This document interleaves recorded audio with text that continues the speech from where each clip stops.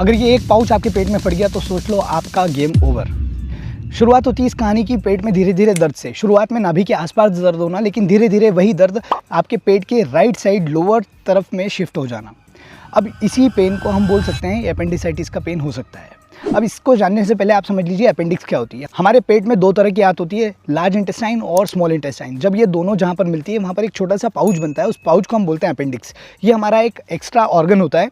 अगर इस ऑर्गन में इन्फ्लामेशन या फिर इन्फेक्शन हो जाता है तो ये इसमें सूजन की वजह से इसकी साइज़ बढ़ जाती है और इसी को हम कहते हैं अपेंडिसाइटिस। डॉक्टर्स जैसे ही इसको नोटिस करते हैं, सर्जन इसको रिमूव करते हैं with help of surgery, and इसी को हम बोलते हैं अपेंडेक्टमी। अगर ये पाउच अननोइंगली फट गया तो इसकी वजह से व्यक्ति की डेथ भी हो सकती है, क्योंकि इन्फेक्शन उसके पूरे पेट में फैल जाता है। अब मैं आपको बताऊंगा कि कैसे आप पता लगाएंगे कि ये पेन अपेंडिसाइटिस का है या फिर नॉर्मल गैसेस है।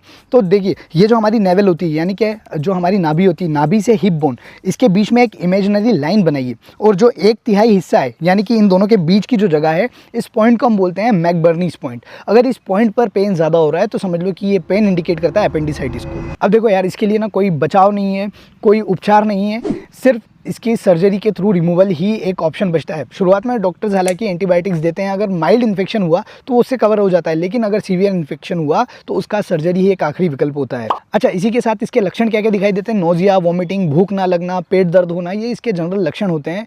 और इस बीमारी के बारे में और अगर जानना है तो आप कमेंट कर देना हेल्थ। मैंने एक PDF बनाया, वो सीधा आपके DM में पहुंच जाएगा। और इस तरह की कमाल की वीडियोज़ के लिए फॉलो कर लेना। मिलते हैं अगली वीडियो में।